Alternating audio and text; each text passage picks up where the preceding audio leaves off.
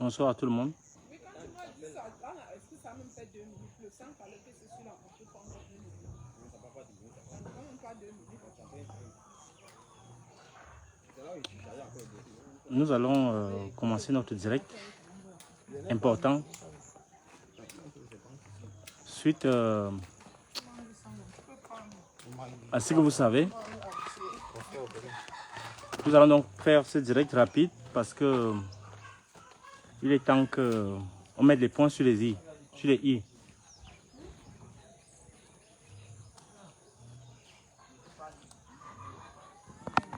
Et oui, vous confirmez que le son est bon et que l'image passe.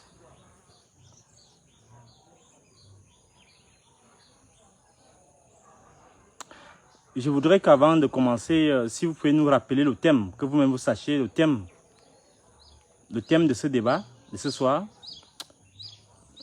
Le thème du débat, c'est quoi? Si vous pouvez me rappeler cela, ça va aider aussi les autres. Et je vous dis que c'est un direct dangereux. Je fais ce direct depuis ma petite baraque d'un fou. Il faut donner la localisation pour faciliter la tâche à ceux qui viendront m'arrêter. Je suis donc ici en fou, chez moi, dans ma petite baraque où j'ai un petit truc sans ouverture. Vous savez que le CRDD est venu me rendre visite et m'attraper dans la nuit. Il y a de cela, c'était le 20 mars. Donc je donne ma localisation pour que les choses soient plus faciles pour eux. Alors je vais faire le direct. Est-ce que vous pouvez me rappeler le thème de ce direct pour être sûr que vous êtes à la page, s'il vous plaît? Est-ce que quelqu'un peut nous rappeler le thème avant qu'on commence dans ce direct? Vu l'actualité, on va donc être assez complet sur ce que nous avons à dire. Je voudrais quand même que vous nous fassiez la faveur de rappeler le thème du débat, le thème de ce direct, pour être sûr que vous avez l'entière maîtrise de ce qui sera dit à ce sujet-là. Autant que les autres se connectent, et je vous prie bien de partager ce direct qui doit avoir des conséquences sur la manière dont on gère ce pays. Oui, bonsoir Jean-Marc et Sombé. Est-ce que vous pouvez me rappeler dans le thème de ce débat, de ce direct? Bon, vas-y, non, on se voit tout à l'heure.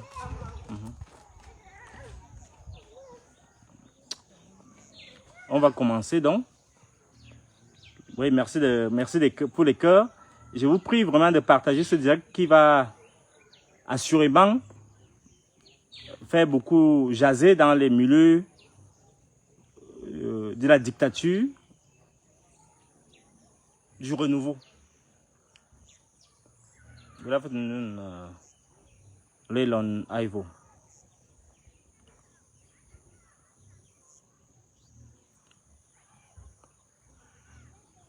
Monsieur, je ne suis pas dans l'histoire de football. Je ne suis jamais dans l'histoire de football. On parle des choses sérieuses de ce pays. Moi, je ne suis pas dans les amusements. Je ne sais pas ce que vous faites avec vos footballs et tout ça, ça ne me concerne pas. Donc, je voudrais que vous compreniez que le plus important, ce n'est pas le jeu, ce n'est pas les amusements auxquels vous a habitué ce régime. Nous sommes en plein dans la question qui nous concerne ce soir, c'est-à-dire, voilà, les rats palmistes. Non, j'ai dit que ce n'est pas les rats palmistes, vous êtes en train de faire le désordre. On est ce soir en train de parler de la maladie du chef de l'État et les scénarios, ou scénarii, je ne sais pas, les deux se disent, de l'après-Biya. Donc, nous ne sommes pas, je ne regarde jamais le football. Bon, pardon, vraiment, ceux qui veulent aller regarder le football, ils vont regarder. Non, pas les choses de ce pays, de la gravité de la situation de ce pays et de la tentative de ce régime de museler la pensée, de museler la conscience, de rendre les gens légumes. Et on ne peut pas accepter cela. Et notre rôle, c'est de répondre dur au ministre de l'administration territoriale et de lui dire notre pensée. Et c'est ce que nous allons faire tout à l'heure. Je ne m'en fous de votre équipe nationale, ça ne me concerne pas vous. Monsieur, il faut respecter les autres. Vous avez vos distractions, l'équipe nationale, toutes vos bêtises là, où on vous a lavé le cerveau. Moi, je suis dans mon direct pour parler à Tanganji et aux autres crimocrates qui gouvernent à Yaoundé. Je m'en fous voilà, the health of the president of Paul Biya and the different scenarios of succession after Biya. Good, that's the reason of our gather. We gathered today to talk of that one. C'est-à-dire que la maladie du chef de l'État et les scénarios de l'après-Biya. Alors, nous allons parler de ça parce que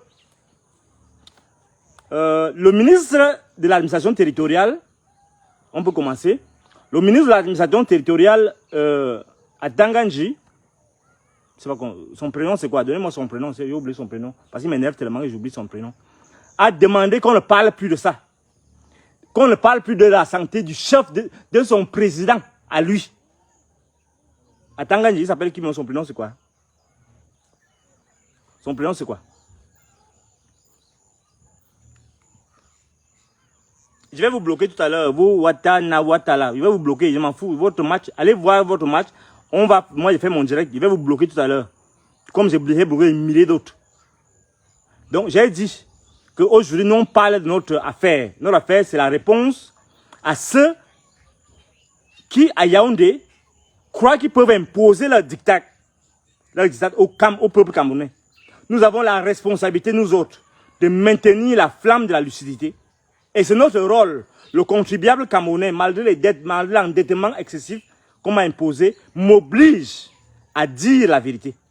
Alors, ce soir, on va parler de la maladie du chef de l'État et des scénarios de l'après-Biya. Il y a de cela quelques heures,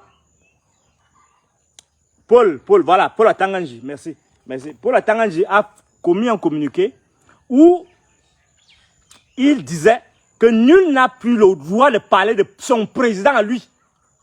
Que c'est une affaire de sécurité nationale. Et je lui concède ça. Et le chef du conseil de la sécurité nationale. Donc, il a certainement des raisons de dire qu'il s'agit de la sécurité nationale. Il s'agit de la sécurité nationale. En fait, ça veut dire quoi? Ça veut dire que on comprend que l'heure est grave à leur niveau. Si la situation du chef de l'État est une affaire de sécurité nationale, ça veut dire que le chef de l'État ne se porte pas bien. C'est un être humain, monsieur. On a connu les Ronald Reagan, on a connu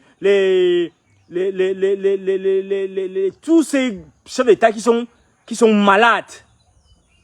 Mais de quel droit on doit imposer aux gens de ne pas parler de la santé du chef de l'État? Ça veut dire qu'en fait, c'est une fuite en avant. C'est une fuite en avant parce que lorsque le ministre Atanganji se permet d'interdire aux gens d'évoquer ce cas, je vais lui dire tout de suite que c'est les gens comme lui qui vont faire dérailler la transition dans ce pays. Je vous dis, je vous rappelle, je suis ici en fou. Qu'ils considèrent ça comme un défi à l'ordre, je ne sais pas quel ordre, je m'en fous. Ma responsabilité en tant que penseur, en tant qu'intellectuel, en tant qu'universitaire, c'est de réfléchir sur la situation de notre peuple. Et nul n'a le droit de prétendre imposer sa volonté, ses petits fantasmes à la question d'intérêt général qui est celle de savoir où se trouve le chef de l'État du Cameroun. J'interdis à monsieur, d'entrée de jeu, je lui interdis d'interdire aux Camerounais de s'interdire sur le sort de celui qui incarne les institutions nationales, qui est Paul Biya. Paul Biya n'est pas le nounou de quelqu'un. Le nounou, non, c'est pas le nounou. N'est pas le jouet à la disposition entre les mains d'un groupuscule de pirates qui se permettent de conditionner les Camerounais. Le président Paul Biya est une institution. Le président de la République qui a la responsabilité, le devoir, avec son équipe, dont Atanganji, d'éclairer les Camerounais sur sa situation. Le prétexte le prétexte du secret médical ne doit pas autoriser certains. I will block them. Sorry, I will block them because those stupid people, they don't understand that we have different ways of understanding our duty, and you have many issues that involve us as thinkers in this country, and people are just gathering there to joke, to distract people. I will stop it very soon. What I've been doing a long time. Je reviens donc à ce que je voulais dire. Donc, no one, aucune personne, fut-il chef du Conseil de sécurité nationale, n'a le petit droit d'interdire à quiconque de s'intéresser à la santé du président de la République. Si vous voulez être transparent, alors vous dites où est le président, vous le montrez. Vous montrez sa photo. Qu'allez-vous faire si demain il est invalide et il ne peut même plus prendre l'avion, il ne peut plus se tenir debout? Vous allez faire comment? Vous allez interdire aux gens de parler de son handicap? De son handicap? Non. Je vous interdis aux Camerounais. Moi, ça, fort de mon droit, de mon autorité, d'autorité morale, je vous interdis de dire quoi que ce soit. Et c'est vous qui allez dérailler cette transition, effectivement, parce que vous vous donnez des droits qui ne sont pas les vôtres. Quel est l'élément de la loi? Quel est l'élément de la Constitution qui oblige les Camerounais à garder silence devant les souffrances d'un président qui est vieillissant et qui, excusez, il y a une moto qui va venir larguer, et qui peine à survivre. Attendez, il va décharger avant qu'on continue. Merci. Donc, ce direct d'entrée de jeu, ce direct vise à dire au ministre Atangandji, d'abord, que, après avoir donné ses préalables, rien ne l'autorise à interdire, rien ne nous oblige à garder silence devant la situation que vit le chef d'État à l'instant. C'est eux qui nous ont dit que le chef de l'État a eu un malaise et qu'il est fatigué, un coup de fatigue. C'est eux qui ont le devoir de nous dire la suite. On ne peut donc pas venir prétendument parce qu'on est le chef de la sécurité, du Conseil de sécurité nationale, interdire aux gens de s'interroger sur la situation, la santé du chef de l'État. Ça, c'est une insulte aux Camerounais. Et moi, en tant qu'autorité morale, penseur, j'interdis au ministre Atangandji de prétendre d'imposer aux gens ces fantasmes grégaires. Parce que ça n'a aucune justification morale, aucune justification légale. La deuxième chose que je m'en vais dire, c'est que, monsieur le ministre Atangandji, messieurs les ministres, messieurs les concitoyens, messieurs les compatriotes, devant éventuellement la mort du chef de l'État, il y aura 3 réactions. Parce qu'il faut penser à ça, ça va arriver inévitablement.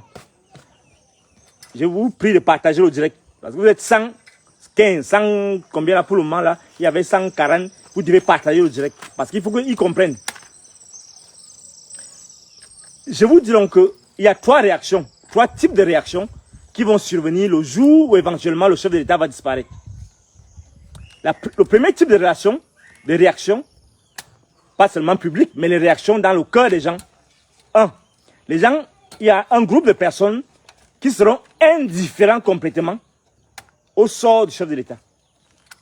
Parce que pour eux, c'est un chef de l'État qui a peut-être fait sa mission et qui est parti. Ou bien c'est quelqu'un pour qui ils n'ont pas d'affection. Ces gens vont décider de s'en foutre en fait. Je fais partie de cette première catégorie. Le Cameroun n'est pas une association de pleureurs, de pleureuses, à travers laquelle on va imposer aux gens de pleurer parce qu'un monsieur est mort, fut-il le président de la République. C'est notre droit d'être indifférent à son sort. La deuxième catégorie de gens, ce sera la catégorie des gens comme à Tanganji. Des gens qui, sincèrement, pensent que la mort du chef de l'État sonne la mise au placard. Le prélude à des jours sombres. Je ne sais pas quelles sont les raisons. J'ai vu des images circuler, des coupures des journaux qui annonçaient à Konengi, ou bien devant être à Konengi, pour des malversations, ou bien je ne sais pas quoi. Bon, je suppose que tout cela, je le mets dans le registre de la désinformation, des fake news.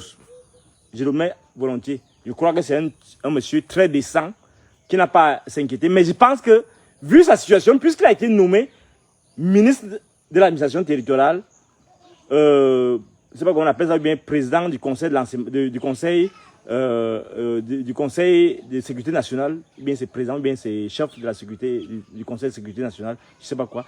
Donc, du coup, il va regretter les prébendes auxquelles il est habitué, j'imagine. Donc, dans tous les cas, il y a des gens comme Atangaji, comme des milliers d'autres, qui ont profité du régime, qui, lorsque la mort du chef de l'État sera confirmée, seront aux abois. Ça, c'est la deuxième catégorie. Il y a une troisième catégorie de gens qui seront sincèrement touchés. Parce que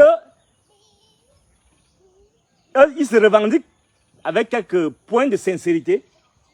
Ils se revendiquent donc d'être des créatures du président et qui vont le pleurer sincèrement. Je mets dans la balance, je mets dans le groupe des gens comme Famen Dongo, comme Yeba ici et toute la bande, des gens qui sont vraiment des créatures qui revendiquent cela. Donc, il faut que le ministre Atanganji, le chef de la sécurité du Conseil de sécurité nationale, comprenne. Je voudrais même que vous me donniez son titre exact. Ou bien c'est chef du Conseil de la sécurité nationale, je ne sais pas quoi là. Qui comprenne que nous avons le droit.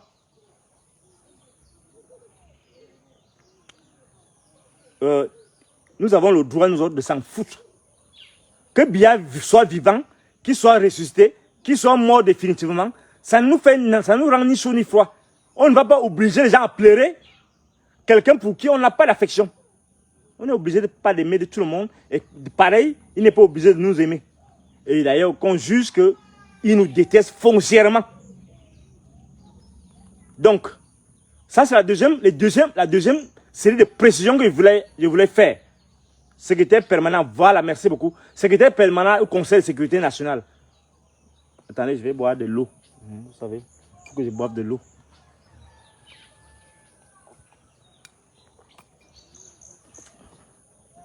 Ayant bu de l'eau, je voulais donc faire cette précision au secrétaire permanent du Conseil de sécurité nationale. Monsieur le ministre Atanganji, aucun droit, vous n'avez aucun droit d'interdire à quelqu'un comme moi de dire que Biya soit vivant ou mort. Je m'en fous. Ça ne va pas me remettre. Bien au contraire, je pourrais voir la vie différemment. Et vous, qui appartenez à la deuxième catégorie des gens qui seront inquiets parce que Biya est mort, parce que ses postes sont menacés, c'est votre droit. La troisième catégorie des gens comme Famen Dongo, comme Yeba ici, et il y en a quelques autres, qui vont pleurer à chaudes larmes, sincèrement, parce qu'ils sont finis, parce que leur père est mort, ils ont aussi leur droit. Mais vous n'allez pas imposer aux Camerounais de parler, d'espérer que tout ce régime s'effondre. Pourquoi le régime ne devrait-il pas s'effondrer? Vous avez vu un secteur d'activité dans ce pays qui marche, qui fonctionne.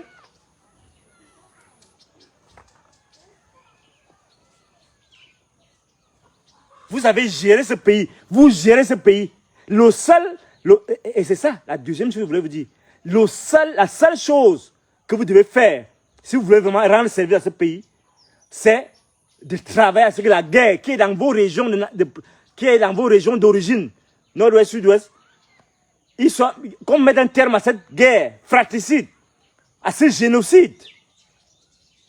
De quel droit vous renoncez donc à travailler pour la paix au nord-ouest, au sud-ouest, pour venir imposer le silence aux gens sur leur droit légitime de s'en foutre de la mort du chef de l'État, de la vie du chef de l'État. Le peuple est occupé à ça. Le peuple s'en fout. Le peuple, en fait, misère. Le peuple veut respirer.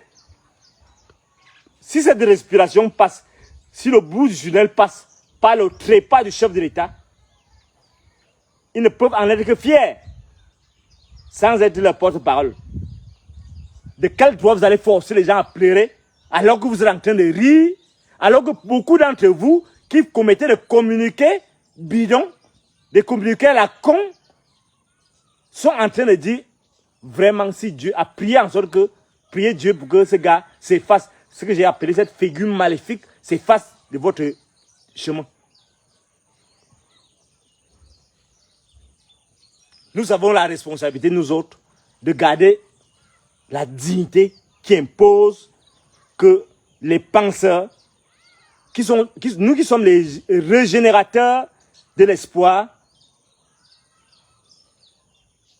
que nous puissions donc envisager un avenir meilleur après la mort du chef de l'État.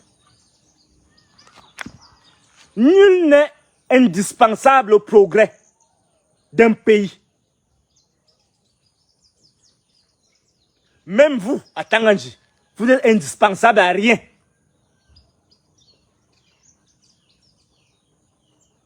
Vous savez, votre crime,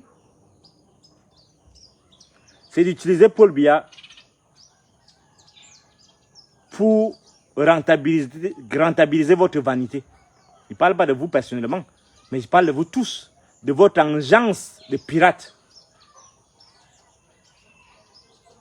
Votre responsabilité était d'accompagner ce monsieur pour bâtir une nation puissante devant laquelle vous devez vous effacer pour laisser prospérer notre nation, notre peuple. Mais vous l'utilisez comme la vitrine à travers laquelle vous comptez vous cacher pour noyer votre corruption, pour noyer, pour dissimuler vos rapines, pour dissimuler vos pillages. Biya donc demeure le petit toutou que vous utilisez pour balader à travers le monde pour les frais de mission. De quel droit? Troisième série d'interrogations. De quel droit vous prenez un vieillard de 92 ans pour lui imposer un voyage de 12 heures de temps en Chine? C'est-à-dire, de quel droit vous mettez ce vieillard à une telle épreuve? Vous lui faites subir une telle épreuve. Les gens comme Vonlayolo, comme Sadi, comme Owuna, comme Famé, vous qui encouragez ce martyr d'un vieillard, d'un patriarche, que vous baladez comme un trophée de guerre pour assouvir votre soif des honneurs, votre soif, votre cupidité des frais de mission.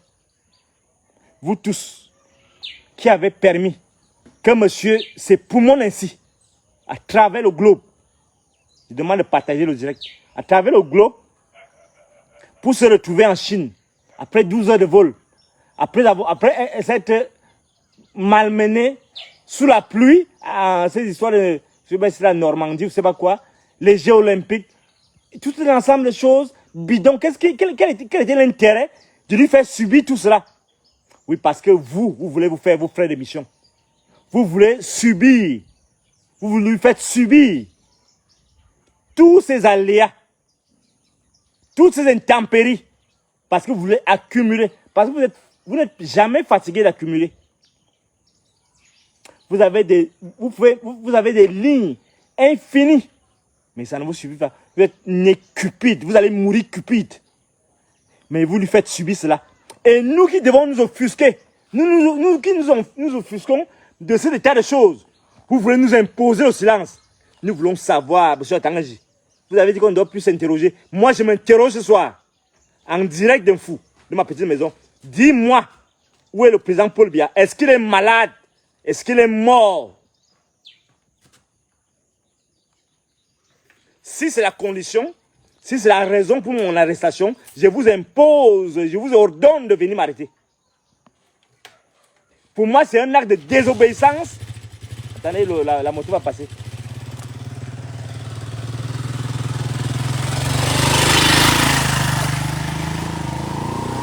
Pour moi, c'est un défi. C'est la désobéissance civile à un pouvoir qui devient fou.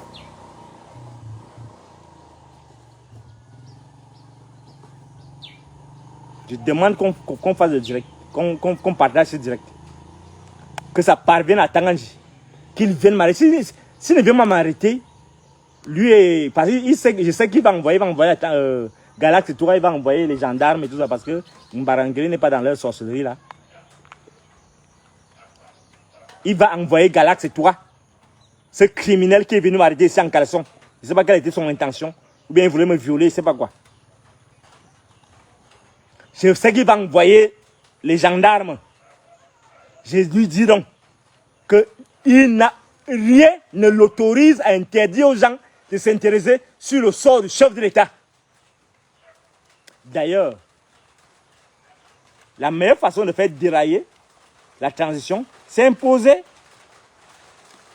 ce silence aux gens. C'est de pousser les gens à bout pour qu'il y ait la guerre. Parce que c'est leur jeu, leur intérêt. Comme ils ont tué Martinez Zoro, c'est ça leur intention. Leur intention, c'est commettre le maximum de crimes pour qu'en fait, ils créent un scandale.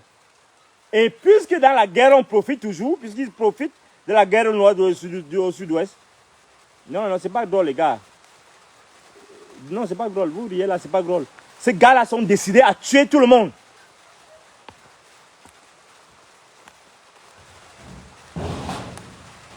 On ne va pas accepter. On ne va pas l'accepter. On va résister. Oui, vous faites encore imposer le silence à vos petits gens là. Cette chaîne de télévision, excusez, hein, il pleut un peu, non, mais c'est pas grave. Ces chaînes de télévision vendues, qui sont au service on sait, on les connaît. Ils disent qu'ils sont au service du peuple, mais ils sont au service de la mafia, des pirates qui sont à étudier. J'ai dit ce soir, ici, et maintenant, que si Atanganji et Galax et toi ne viennent pas m'arrêter, ça veut dire qu'ils ne sont pas forts. Ils vont comprendre que les gens comme nous sommes foncièrement fâchés contre ce régime.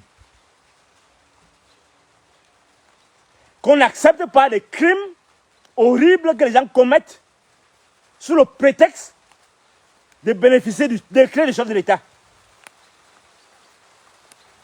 Je répète, je suis en fou dans mon petit truc, même comme il n'y a pas encore les ouvertures. Si on m'avait donné les 10 millions, comme on m'avait dit que j'avais pris, j'aurais mis les ouvertures, mais je n'ai pas encore reçu encore. J'attends. J'espère que Rémi Gono qui garde cet argent-là va me l'envoyer. J'ai dit donc ce soir à Tanganji et à Galax et toi, devant chez moi, que je suis en fou. J'attends qu'ils viennent m'arrêter. Et ils vont me dire de quel droit. Ils vont me donner, ils vont me dire qu'est-ce qui les autorise à croire que ce pays leur appartient. J'ai dit à Galax et Toura et à toute la bande de gens, les crimocrates là au pouvoir à étudier, que si vous allez tuer tout le monde, ne mourrez pas. Comme tout le monde vous dit que la paix est bien, et je veux voir les enfants quand même, sachez que une paix meurtrière est pire que tout. Qui vous a donné ce pays? Même à Biya, qui vous a donné ce pays? Qui vous a autorisé à parler aux gens, à un peuple qui déjà souffre, qui vous a autorisé à lui parler comme si vous parlez à des caca? Qui vous autorise à vous prendre pour les gens élus pour parler au nom et en lieu et place du chef de l'État?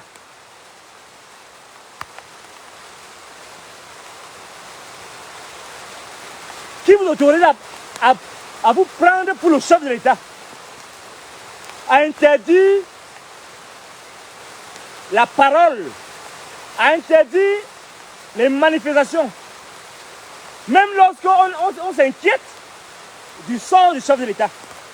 Qui vous autorise à croire que ce pays est désormais entre les mains d'une bande de pirates qui se permet tout sous le prétexte que le chef de l'État est absent? Moi, je vous dis ce soir, je vous interdis de penser que vous allez interdire la pensée. Je vous dis ce soir que vous êtes fort. Si vous êtes fort, venez m'arrêter. J'ai dit que je veux savoir qu'est-ce qu'il en est de la santé du chef de l'État. Est-ce qu'il est mort? Est-ce qu'il est vivant? Vous allez comprendre. Un jour, vous allez comprendre que c'est la brindille qui verse la marmite de nourriture. Vous êtes là, vous accumulez des fortunes démentielles. Et vous voulez voiler les yeux aux gens. Vous pillez toutes les richesses de ce pays. Vous voulez voiler les yeux aux gens. Et vous vous autorisez à faire la morale aux gens. Vous voulez faire la loi aux gens. Vous êtes qui? Vous êtes quoi? Vous allez où? Vous allez devenir quoi?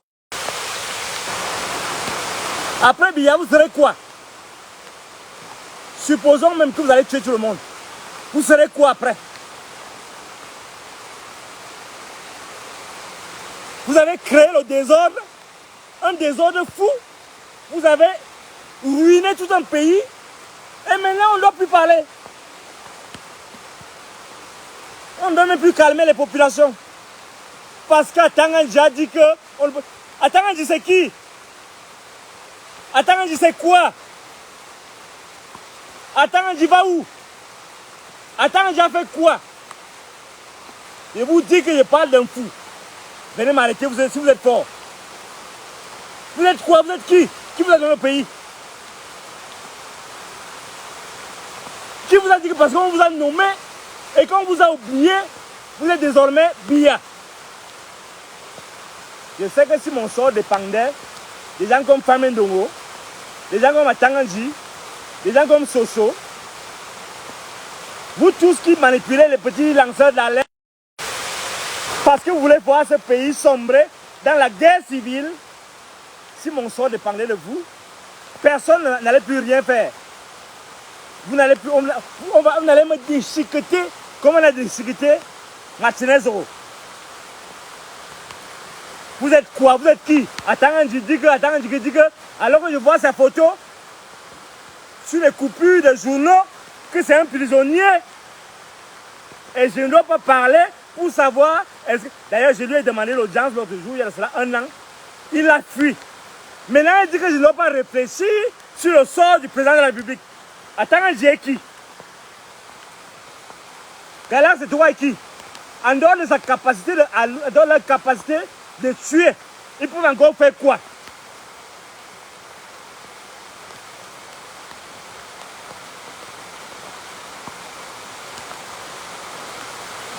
On ne va pas vous laisser faire. Même notre cadavre va vous empêcher de faire quoi que ce soit. Vous n'allez pas réussir votre petit coup. Je comprends qu'actuellement, que Biya, il ne va pas bien. Vous faites donc vos réunions, vous vous organisez pour voir qui va prendre quoi, qui va se mettre à tel poste, et ainsi de suite. Mais sachez que tout ce que vous faites là est vain. Tant que vous n'allez pas associer le maximum de Camerounais pour voir clair sur la transition. Vous allez comprendre que les gens comme nous avons bénéficié de la bénédiction des grands patriarches. Et lorsqu'on parle, vous devez vous taire.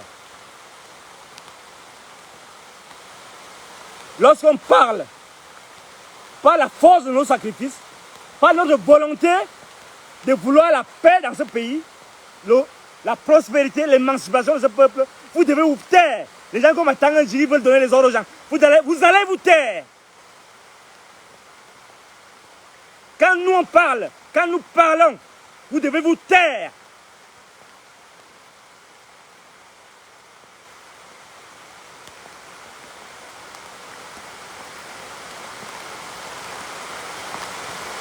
Je vous dis donc, nous voulons savoir où se trouve le chef de l'État.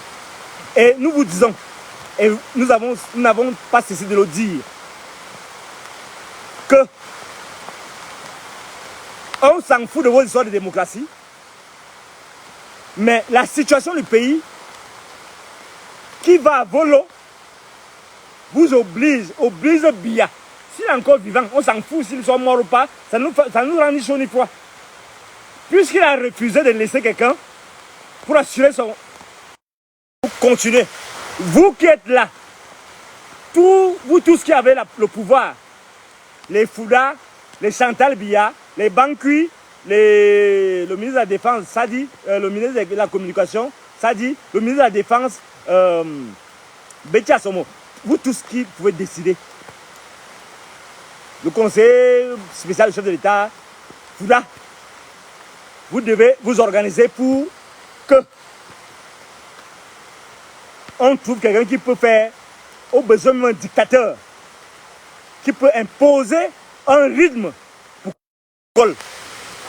Vous nous avez déjà perdu un demi-siècle de progrès. Vous nous avez perdu un demi-siècle de progrès. Nous vous interdisons de continuer dans la manipulation, dans le désordre, dans le satanisme, dans la sorcellerie. Et vous n'allez pas imposer à tout le monde vos petites choses là, vos petites appartenances sectaires. Vous n'allez pas imposer ça aux gens. Et quant à moi, je vous dis, je ne vais plus autoriser qu'on m'arrête. Je vais arracher l'arme, je vais tirer et on va tirer sur moi. Je ne vais plus autoriser qu'on m'arrête. Vous avez une seule chose à faire, c'est m'exécuter.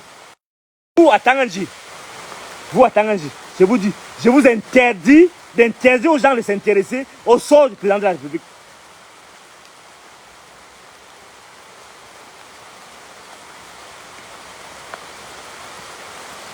Vous allez comprendre un jour qu'il y a des gens qui sont nés pour défier la barbarie, pour défier la bêtise. Je préfère 1000 fois vivre sous le règne d'un tyran qui assure la prospérité de son peuple, que de vivre sous le règne d'un autocrate pirate, improductif, insensible et antipatriote. Je vous dis donc ce soir, je dis particulièrement à Tanganji, que moi je m'interroge sur ce qu'il en est de la santé du chef de l'État. Je m'interroge en défi contre son communiqué à la con. Je m'interroge donc sur ce qui est devenu le chef de l'État. Et je veux le voir, j'exige de savoir ce qu'il en est du chef de l'État. J'ai dit, comme elle m'a dit, le bâtonneur Tchougang, qui certainement va me défendre si on me traduit en justice. S'ils ont le courage de me traduire en justice, s'ils ont le courage de m'assassiner,